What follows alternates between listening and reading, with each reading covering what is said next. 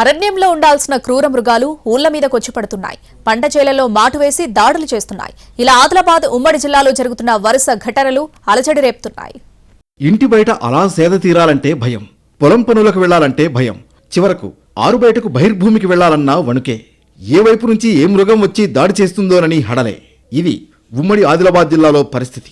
మొన్నటికి మొన్న కుమ్రం భీం జిల్లాలో పులులు ఇద్దరిపై దాడి చేశాయి. అంతకుముందు ఇదే జిల్లాలో మదమెక్కిన ఏనుగు ఇద్దరిని బలి తీసుకుంది. తర్వాత పులిదాడిలో ఒక మహిళ చనిపోగా మరొక రైతు తీవ్ర గాయాలతో బయటపడ్డాడు.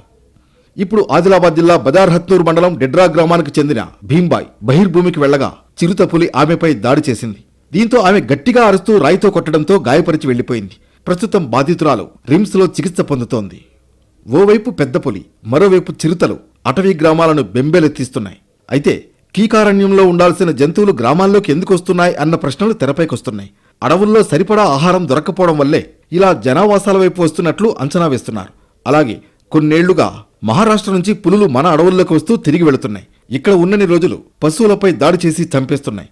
అదే క్రమంలో అక్కడక్కడ మనుషులను వదలడం లేదు క్రూర జంతువులు. 2020 నుంచి ఇప్పటి వరకు కుమ్రం భీం జిల్లాలో 4 బలైపోయారు. 4 నెలల క్రితం నిర్మల్ జిల్లా ఖానాపూర్లో ఎలుగుబంటి దాడిలో ఓ గిరిజన రైతు తీవ్రంగా గాయపడ్డాడు. ఇలా ఏదో ఒకచోట జరుగుతున్న దాడులు అడవి బిడ్డల్ని కలవరపెడుతున్నాయి.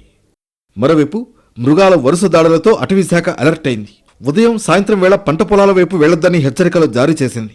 పులులు సంచరించే ప్రాంతాల్లో పనులు త్వరగా ముగించుకుని ఇంటికి చేరాలని సూచిస్తున్నారు అధికారులు. అలాగే బయటికి వెళ్లేటప్పుడు గుంపుగా వెళ్లాలని హెచ్చరిస్తున్నారు.